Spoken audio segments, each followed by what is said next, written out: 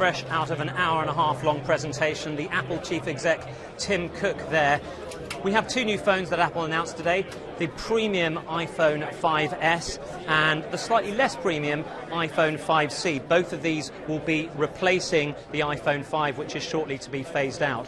This one, some very interesting technologies. The headline for this is the 64-bit architecture inside this phone, as well as a couple of new hardware features. Let me just take you through a few of them. The first thing you'll notice here is the ring round the home button. This actually houses a fingerprint sensor, very, very accurate and detailed. Fingerprint sensors have been used before on devices. This one hasn't been registered yet, so it won't actually work with my finger.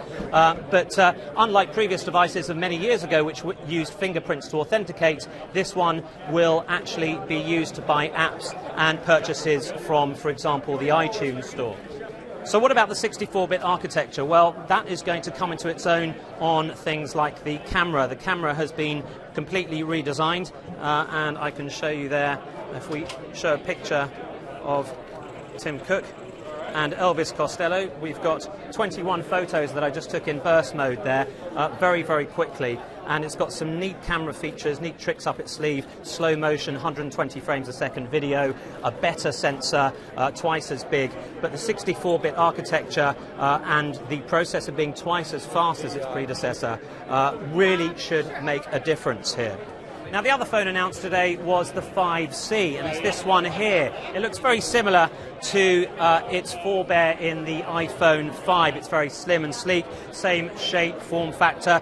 The big difference being the polycarbonate reed plastic finish. It's a single plastic covering the side and back, and it's got the strengthened glass on the front. Of course, running iOS 7 as well, with the colourful icons, very fluid, bright icons there, and that really plays well with the different colours that this comes in. This comes in 5 different colours. So, will this do enough to reverse what a lot of people have seen as a decline in Apple's fortunes over the past year? Well, Avi Greengart is Research Director at Current Analysis. Is this going to be enough to tip the needle the right way, first and foremost, for Apple? This is certainly going to help their iPhone sales. Consumers have been waiting for the new versions of the iPhone, and now we have them. And are there any major surprises from today's announcements?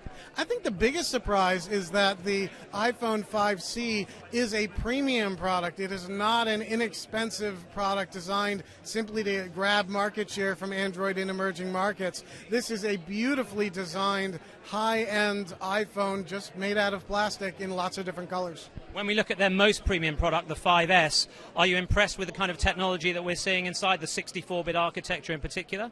The 64-bit architecture is impressive in the iPhone 5S. I think it'll be even more impressive in the iPad when it comes to that product later this year.